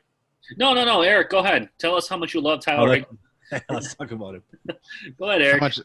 Tyler Higbee's going to be great. I don't understand. People are hating on him, I think. I mean, he's going as like the tight end, I think 11 or 12 right now. Wow. At least in Dynasty. I will double check. Yeah, but regular redraft right now, tight end 7. Tight end 7 still, but I mean, he's a very good candidate to, get over 1,000 yards, 4 or 5 touchdowns, plus a lot of catches, over 80 catches. What do I have him for here? Tyler Higbee, I have him for, almost like 120 targets and like almost 90 catches. So I think he's going to have a really good year. I'm not worried about Everett. Maybe if they decide to sign Everett to a long-term deal, early on in the season, that might, worry me a little bit more. But I mean, it's Higbee's show. I'm not worried about that at all. Man, can you imagine if Tyler Higbee has a bad season? They're gonna rip you apart, Eric. I'm done before I even started. They're gonna rip you apart, man. Yeah, I'm gonna echo everything you said there. I think he can be great too. But I do want to say I think Gerald Everett's days might be numbered there. Yeah. Like I said, Yeah. Bryson Hopkins, why draft him if you have two good tight ends that you see? And that's why I don't think they do with Gerald Everett. Bryson Hopkins is built a lot like Higbee, big yard after catch, was a top tight end in the country last year, had a lot of yards, a lot of catches. He's just a big guy, 6'5". Like I said, built a lot like Higbee. So I think they're just trying to build that center of the field for some speed, and he can block. And So that's part of the thing that I don't get is like what it's like everybody just has all this Gerald Everett love. Like, what are they going to do? Last year, sign Higbee to a long-term deal just to now cut him and use Hopkins and Everett?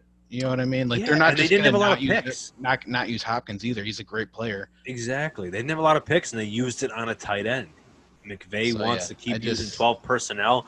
And, like we talked about 12 personnel, Cooper Kupp did not perform well against it. 12 personnel meaning they got the two tight ends on the field. You know who did? Who did perform very well? Tyler Robert Higbee. Woods. Well, and Robert Woods, yes. Tyler Higbee and Robert Woods were both on there. And, Eric and I were battling back and forth between this because, first half of the season, Cooper Kupp had a lot of targets, double-digit targets here and there, a lot more often than the second half where he only had one, I believe. And it was tough to see because especially you see a lot more press coverage in 12 personnel. And that was something that Cooper Kupp really struggled to beat against. I think it was like a 12% success rate. That's not good. No. So you have to depend on the touchdowns, I believe, if you want him to do well compared to that new offense. But Yeah, but then So Tyler he was- takes he- away those touchdowns as well.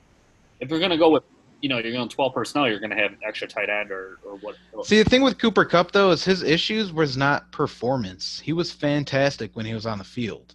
It was just he It wasn't. was just his workload.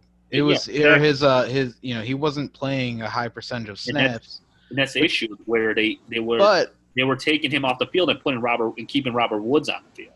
yeah, and they claim part of it was trying to keep him fresh and healthy. But the thing for me is none of us believe Tyler Higbee is getting 180 targets like he was on pace for within those 5 games last year that they were using this 12 personnel offense.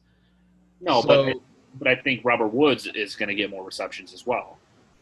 Yeah, but Robert Woods could have last year he had over 130 targets, I believe, still almost 140. So he could still get a ton of targets, and there's still going to be plenty for Cooper Kupp to get. Because look at it this way though, it was a new offense. They were going into a new offense towards the end of the year, and like they said, they were trying to keep Cooper Kupp a little bit, fresh and whatnot. I don't know how true that is, but McVay has all off season to plan for Cooper Kupp. They clearly want to use him on important plays. He is the touchdown guy there. There's no question about it. And I think they're going to be using him more because when you look at those last 5 games, I know the one game he had like 27% of the offensive plays played. He had 2 games at 61%, and then he also had a game at 72% and a game at about 93%. So it's not like he was, He wasn't, but he didn't get more than 8. He only got double-digit targets one time in those last 5 games, and he had a touchdown every single game. He is one of the only players in the NFL, like you said, to get those double-digit targets and be on pace for. He has a 9.3% touchdown rate with Goff. To compare that, Devontae Adams is a 9.8 with Rodgers. Adams scores a lot. I don't know. I hope that he's going to get the ball more, and you did convince me that he is going to get some more targets, a little bit more than what I believe that second half looked he's like. going to be used more. He's going to play more snaps than he was playing in those last 5 games. There's no question about it. I'm sorry, but Right. that was just too low, and he is too good of a player, and he's too important to that offense, in my opinion. That McVay has all offseason to plan for this, and it was a new offense they were going into last year, and it was working very well, and they were just spreading the ball out. Higbee went insane, which nobody saw coming, But which he's going to have some regression. if they and- keep this 12 personnel offense where an extra tight end comes in, and are you going to take Robert Woods off the field, who's a great blocker, for Cooper Kupp? You're And saying the reason, let me just explain that real quick. Sorry, Keenan. When you have the 12 personnel, you got to have your 5 offensive linemen. You have your quarterback and your running back is 7. 2 tight ends give you 9. and then you can only have 2 wide receivers. Yes. That's where Cooks Yeah. was usually playing with either Woods or Kupp. Sorry. Yeah. So now, well, oh yeah. So no, my question to you would be: are you really putting Van Jefferson out there more than Cooper Kupp? No, but I mean, you're just there's a reason why he wasn't on the field though. You're right though, but and then that's What's what the the reason, we were talking about was Cooks was there, and now Cooks is not, so that will help. You're not wrong there, but I don't know. I think it's just going to be tough. Cook's not there. Higbee's going to have some regression. The yardage is my concern. They have all offseason to plan for Cooper Kupp and how they want to use him. I'm sorry, but he's going to have more than 60% of the offense. Well, you got to expect that Goff's going to regress to his, have the positive regression. His touchdown rate. Exactly. Plus, this offense was fantastic for Goff's game. Exactly. What's the other wide receiver name? Josh, the hell is his name? Van Jefferson. No, it's not. No, Josh Reynolds. Yeah, Josh Reynolds. Yeah, Been for a few years now. So I mean, he may come up through. I like Van Jefferson, but I don't know. I mean, like talking over about Goff real quick. I'm not saying Cooper Kupp is bad though. I don't want you to say that. Oh, well, how about this? Well, then okay. So then Cooper Kupp or Robert Woods then for redraft. They're both. I'm taking Robert Woods. I'm still taking Cooper Kupp. You want to do another 6-pack bet right now? Yeah, I will. I'm sick of you coming at me like this. Have fun with Robert Woods' 3 touchdowns. I'll take those double-digit touchdowns. Fantasy. Yeah, but see, that's the thing. Robert Woods. I know Robert Woods is going to get more touchdowns because he did have some positive called regression. Had nearly 90 catches. It's not like he had 90 catches on the dot with 1,200 yards. He had like 2 touchdowns called back. So I mean, give him 5 touchdowns on the year? It's still, Cooper Kupp. Cooper's not getting 90 catches and possibly 1,200 yards. I don't know. That's going to be the tough thing. I think a lot for us fantasy players too is going to be tough because right now they're getting a little bit more separated. Cooper's 16th and Robert Woods is the 24th. But it's just it's a tough discussion to have because when you have 2 wide receivers in the same team who can be getting similar targets, sometimes you feel like maybe you're going to have that game. Well, it's not sometimes. You probably will. You're going to have the game where Robert Woods is going to do really, really well, and then Kupp will get nothing, and vice versa. Yeah. And that's the thing. Like I have Robert Woods getting more targets and more catches, but I have him getting half as many touchdowns as Cooper Kupp. So it's yeah. I mean, I can see that. They're going to be close though. They're both going to be great. Like I like them both. To be honest. When's your birthday? Yours, Eric. When's your birthday? June 23rd. Well, next June 23rd, I'm getting you a goddamn LA Rams Tyler Higbee jersey, or maybe just for that. Or just as long as he performs. Yeah. Speaking of performing, though, I want to get back to Goff real quick, just to plead my case because Jared Goff is going way too low in any format that anybody's looking at. He's quarterback 18 in just regular single quarterback. I'm picking him as. If he goes towards round 14, I'm probably going to get him. But, he is trying to be my quarterback every single draft that I go into. Like I said, his touchdown rate was 2% lower than his normal average. You up that, he had 26 touchdowns. He was up to 34, and he would have been the quarterback 6. So I think he's going to become back to normalcy. People forget how great he was in 2018. He's had 4,600 yards in back-to-back seasons, but in 2018, he had wins against the Chargers, the Vikings, Seattle twice, San Francisco twice, Green Bay, Kansas City, and then they beat Dallas and New Orleans on the way to the Super Bowl. I mean, last season was just rough all around for the Rams. He had 4 games last year which were completely horrible games. That's what brought him down. In those total 4 games, which I think was against Chicago, Baltimore, San Francisco and Pittsburgh, yeah. Sorry. So in those 4 games, he had 14.44 points combined in all 4 of those games. So if you take those out, he was on pace to be quarterback 7, right? 0.1 behind Drew Brees. So I mean, I'm not admitting those games, but how often are you going to have a quarterback getting 4 games totaling 14 points? It just doesn't happen very often. It's not going to happen again for me. And I'm definitely with you. My prediction is that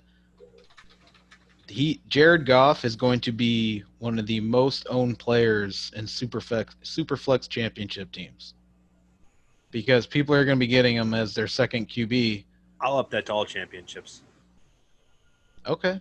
I like it, but like I said, I'm picking him so late for me, and I think Where are you picking Imagine having Mahomes or Lamar Jackson, and then in the 7th round just grabbing Goff, and just having 2 top 8 quarterbacks. in Superflex. Yeah. Where are you picking him next week? In the 14th round, you said? Depends if I'm drafting with you. Oh, I was about to pick it. I was about to break it Yeah, down. you and I got 2 drafts next weekend. So is Eric. Too. Yeah, so is Eric. Oh, The man. 1-on-1 in both. What do we have? 4 drafts the next 2 weeks? I'm pretty sure I like Derek Carr is my favorite quarterback. I'm going to draft everywhere. Yeah, okay. Yeah. Round 10. Mine's Tyrod You know who Taylor. I'm drafting? My man Cam Akers over here. Running back here for the Rams. Talk about Cam Akers would here. you Talk about draft this him? muddled backfield with Darrell Henderson, Malcolm Brown, Cam Akers. Who's going to come out here? No, I mean, I'll maybe draft. It depends where he is. I don't exactly have his ADP in front of me, but I think it's gonna. Darrell Henderson's supposed to be. I mean, apparently he's looking good in camp and everything. He's getting the bulk of the carries there, but I think Cam Akers is gonna kind of come into his own. You know, it was a very limited offseason. He's a rookie. He just needs time to kind of acclimate, and I think in the end he's gonna prove he's the more talented back there. He's the guy McVay wanted, so he's going to get an opportunity. It just might take a little bit. Yeah, I think this year you're definitely gonna see more of like a share running back duty.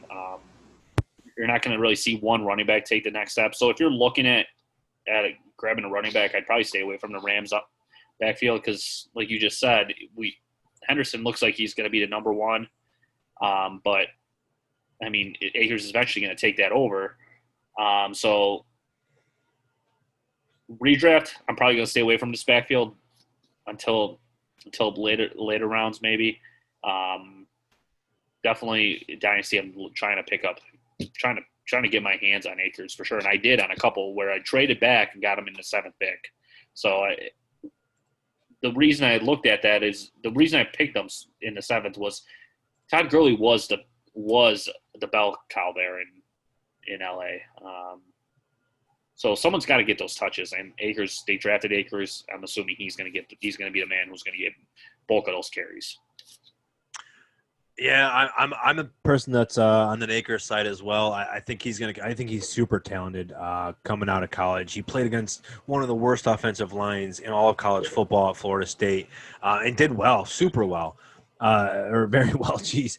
So he also had a lot of yards per. He was hit before the line of scrimmage very often too. Like he just had so much contact early, and it was.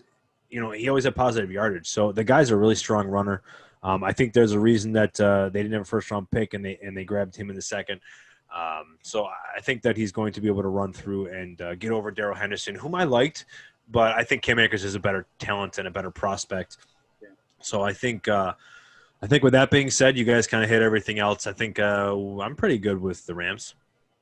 Yeah, I just want to add, I think the Rams are going to be probably one of the most improved teams this year, and football-wise and record-wise and also fantasy-wise.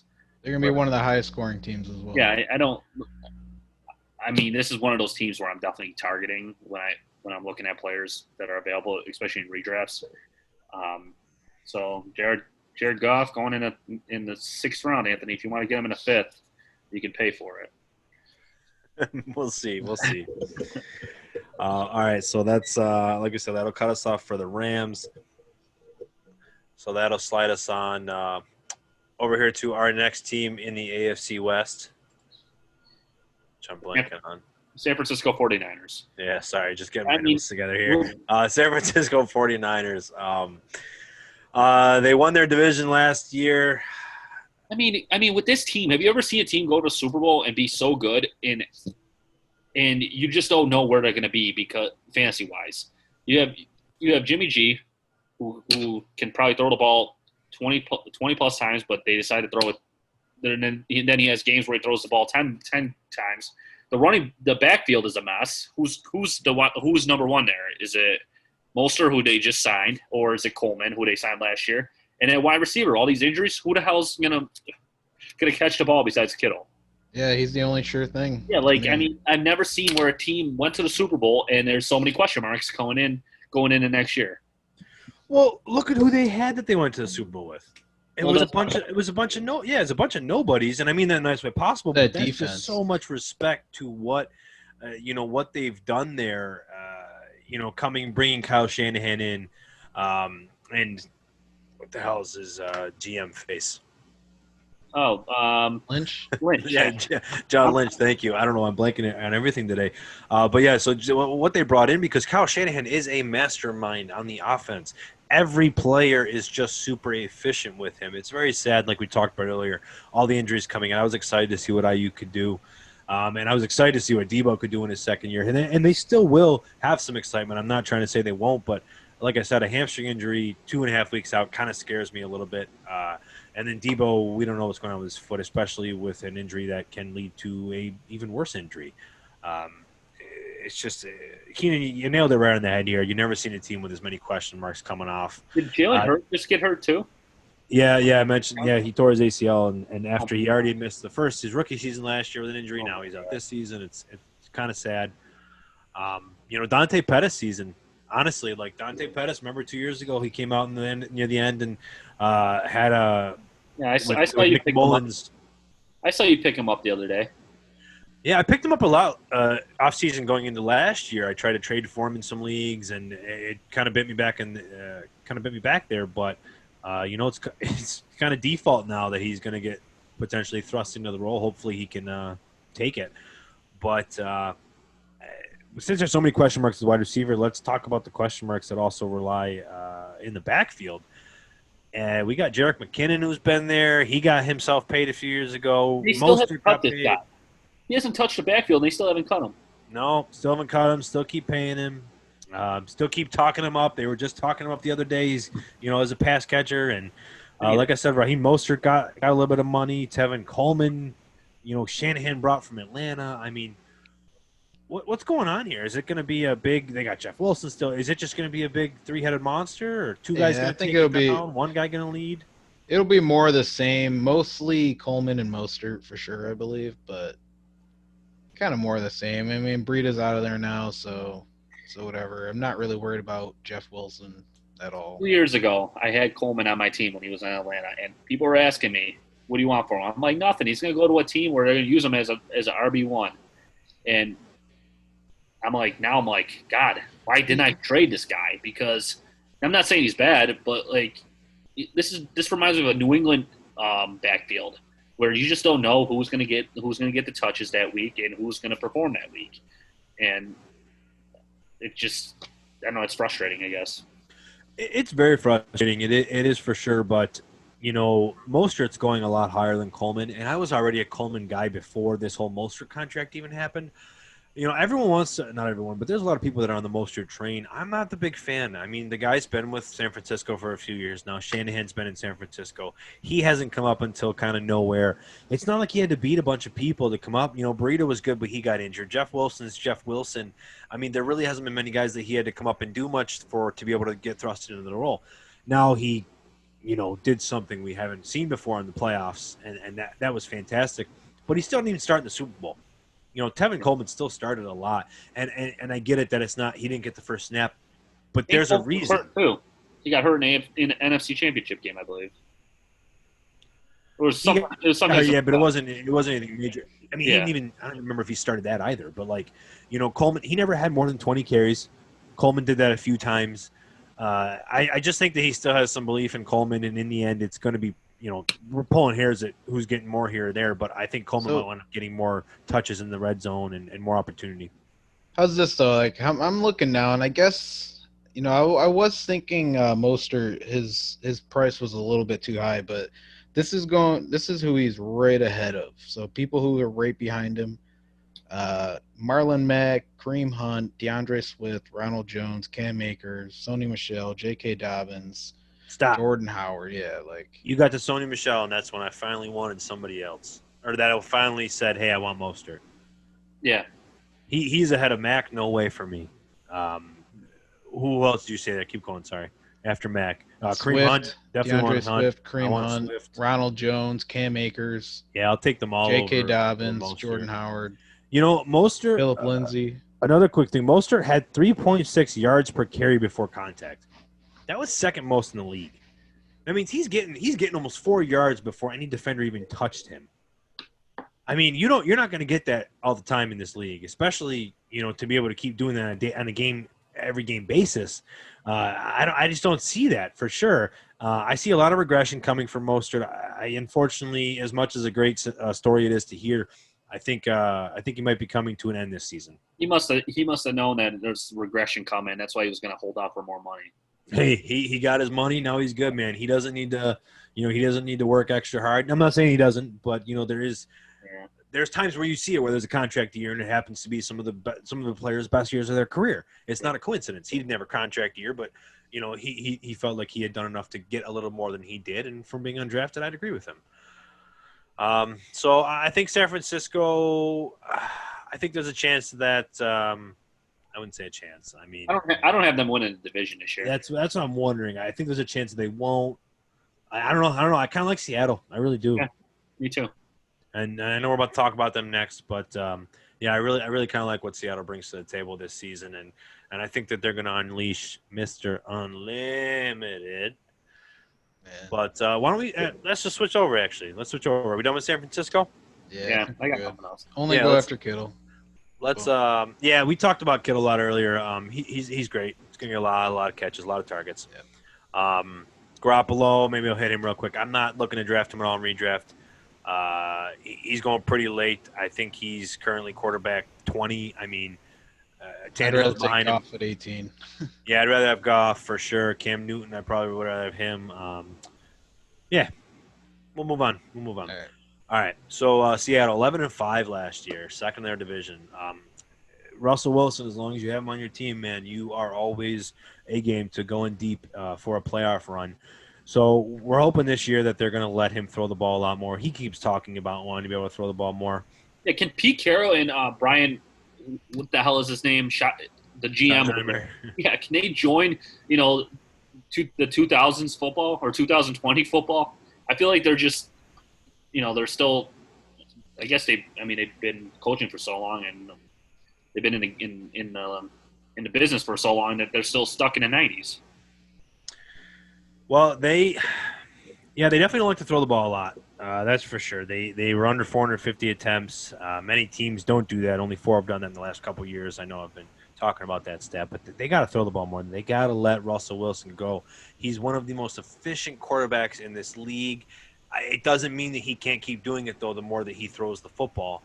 And they got to keep doing that. Now, you got Tyler Lockett. You got DK Metcalf. DK Metcalf came in last year as a rookie and got his 100 targets, 58 catches, 900 yards, 7 touchdowns. Did really well. Hopes to build off of it. But, he didn't get that offseason this year that most second-year wide receivers do, where they learn more about their route tree. They learn more to break off coverage. And I think he's pretty strong, so we can see that. But you're hoping he can become more than just a deep ball guy. Especially with, with like I said, the efficiency that he brings to the table.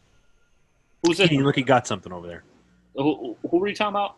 DK Metcalf. But the thing is even DK himself in interviews he's done, he said himself, most of the time he's just running that one route, and so I think that also is going to limit him. And there was a play on primetime football this past season. And Russell Wilson was scrambling to the left, and Lockett was going towards the corner of the end zone. I swear to God, I thought Russell Wilson was throwing the ball out of bounds. That's how accurate this pass was. Is it that one that was on the commercial all the time? Maybe you're thinking. He caught it out of bounds. No, he didn't. It was a touchdown, but the ball. Yeah. And I swear to God, I thought the ball was going four rows into the seats. I thought he was throwing the ball away. And, I must have looked away, or I'm like, oh, touchdown. That's how accurate this guy is. And he makes these plays, and I just feel like if they would just let him throw the ball more, we would see these plays more often. Yeah, I meant they threw the ball 450 times less than 2018, which then they transgression over to 2019. He threw it 516 times, so they threw it more, but that still isn't enough for what they're going to need to do now. It's not like they have a great running back too, where they don't. Carson. Carson's replaceable. He's not. He's a good runner. He's a good runner. They bring in Carlos Hyde, but Rashad Penny, I mean, they have nobody in the passing. Chris Carson's not a Zeke Elliott or he's not a Zeke or anything, but he's a very good running back. He just needs to stay healthy and he needs to hold on to the. I'm not saying he's not good. I'm saying he doesn't have. It's not like there's someone great back there where you have to give him the ball. Yeah. When you have great wide receivers, then you should be, and a great quarterback, and you should be passing. I understand. I agree. I don't know why they aren't. I really hope that they do because they got Tyler Lockett and they can both be great. Yeah. Speaking of Tyler Lockett, since 2017, so the last 3 seasons, of all the wide receivers that get at least 200 targets, only 2 wide receivers have averaged 10 yards per target: Tyreek Hill and Tyler Lockett. And like I said, anytime you're in conversation with Tyreek Hill, that's saying something. Tyler Lockett's very efficient. You don't have to worry about that being a fluky thing. Russell Wilson's always had that with his wide receivers. We've seen it.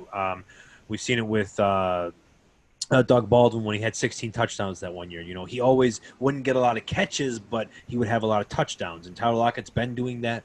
Had he not hurt his leg in that Mexico City game, he probably would have finished even better, probably close to a top 10 wide receiver. But I think he's still the wide receiver 1. I think he's still going to have a fantastic year. I think 120 targets is pretty easy for him. And that's part of the thing is people are fading him because he didn't do good towards the end of the year. It's like, well, yeah, he almost had his leg amputated. Give him time to heal up. And then he played and shouldn't have been playing. Not only that, but we're gonna say DK Metcalf's only running one route, and he's not very dynamic at all. Yeah, they're gonna need Tyler Lockett. Yeah, for sure. I don't know why he's being faded so much, but I made a trade. I traded Julio Jones for Tyler Lockett and a 21 first. So all right. Yeah, you definitely. I think we may have talked about it on a previous show. But, the one that happened a bit ago. That's true. They added Greg Olsen too, which should help the middle. Yeah, so what happened to Will Disley? Yeah, and hopefully Disley comes back and he stays healthy. I really like Will Disley. He's just in the last 2 years he just keeps getting injured so quick and early, which is unfortunate. Like we said, Rashad Penny towards ACL in Week 15. They say his recovery is going well. I don't see him coming back anytime soon, though, before October, November at least. And then so Carlos Hyde, like you mentioned, came in. I don't think he's going to threaten Chris Carson. Do you guys? No, absolutely not. I mean, the only thing that's going to hurt Chris Carson if he keeps fumbling the ball and he might get benched. Carlos Hyde himself said he's not a threat to Chris Carson. So yeah, I agree with that. Chris Carson can stay healthy and hold on to the ball. He's going to be the guy there all year long. So now that you're saying that with Tyler Lockett, though, let me ask you, I think he was wide receiver 18? Let me just double-check where he's currently going. But while I look at that real quick, so Russell Wilson, do you think he'll be a top 3 quarterback for our redraft this year? I mean, he's not being drafted as a top 3. He's being drafted. He's being drafted as the 4th. No, because Pete Carroll is stubborn and doesn't want to change. Well, even with the 516 passes last year, he had 31 touchdowns over 4,000. Yeah, I got a question for you. Goff or Wilson? He didn't run a lot. Wilson all day. I'm debating over Goff. I'm still Mahomes, Lamar Jackson, and Dak Prescott over him for sure. I'd rather have Wilson than Dak. I think Wilson might throw more passing touchdowns than Dak this year. Really? He just brings, Wilson also brings that great leadership to your fantasy football team, unlike Dak. All right, so that's I think he can be a top 3 quarterback. I think he can be 3rd. He can be, absolutely. But I mean, he could. That's the thing, though. He could rush for. I know he hasn't been doing it a lot lately, but he could start running again. And he could rush for 700 yards, and then throw potentially 7-8 more touchdowns than Lamar. I think Pete Carroll's scared to throw the ball because what happened in the Super Bowl. No, he's just never done it with Wilson because Wilson didn't come in as a prospect that's a pocket passer that's going to throw the ball 600 times. Well, he did it. And they've always. He decided to do it there. What do you say? He decided to throw the ball on 3rd and 1 when he had Marshawn Lynch. I mean, come on. I know it's. We don't need to get into that one right now. Someday, but. Yeah, I don't know. I just think that's how he's been. They've always had a good run game. He's always been a run guy. He had Reggie Bush at USC. Had I can't even remember who. Lendale White before Reggie Bush. I mean, they're talking a while ago, but he just always liked to run the ball. Days back in the Patriots when he was in New England. God. I know, right? Oh, my God. He was drafted by the Titans, and he didn't do much. No, he did not. I had a lot of hopes in him. That's, I think, what we got for the Seahawks, though, right? Like you and I just said, Keenan, we got them possibly winning the division. Yeah, just because of all the injuries in San Francisco. I think the Rams win it. Oh, I like that. I mean, I wouldn't be shocked if the Seahawks. I wouldn't be shocked if any of these teams won it. Actually. It's a very good. Any four, honestly, any four maybe. Yeah, even Arizona. Yeah, I mean, we always see a team. Some of my favorites. You always see a team go from. Were they last year? They were last. Yeah, worst first. I mean, crazier things have happened. So. All right, that's gonna wrap up our Seattle Seahawks, our NFC West, our division previews for today. We're gonna close it out real quick with a Mafia market. Haven't done that in a little bit. Keenan, I think it's you this week, buddy. What do you got for us? Yeah, I got a little, a text the other day. I'm enjoying a couple White Claws by a bonfire the other day. Get a little text at 10 o'clock at night. Would you do Aaron Jones? Oh, well, before I go on, it's a super flex league, 2-quarterback. I get a text, would you Aaron Jones for Jimmy G? Literally took me 2 seconds. I said, send it. I only had. Wasn't there picks involved? What side were you on? There's definitely picks involved. Well, he came back. He's like, would you throw in a second for a fourth? I said, how about I'll give you a second if you give me a third. So the final trade was Aaron Jones and a third for Jimmy G in a second. And what side were you? I got Aaron Jones and a third. So it took me not even 30 seconds. It took me 10 seconds to tell him to send that trade to me. It is a super flex trade, a league. But I just value Aaron Jones a lot more than I value Jimmy G. I do only have 3 other quarterbacks on my roster, so I mean that's a little scary. And two of them are starters, and one is a backup to Drew Brees. So I mean, but at the end of the day, I'm still taking Aaron Jones there at that price. You're never going to get Aaron Jones at that price. Yeah, I mean, like you said, Superflex quarterbacks are worth a bit more, but Aaron Jones is a potential top 5 running back. I mean, you couldn't pass it up. I was pretty upset to see that. Yeah, when I was going over it, I was definitely like, okay, like Aaron Jones' side definitely wins, and I do think right now, value wise, it's on the Aaron Jones side. But looking at it more and thinking about it, what if Aaron Jones is no longer a Packer after this year, and the long-term play could be the Jimmy G. But he's still 25 years old.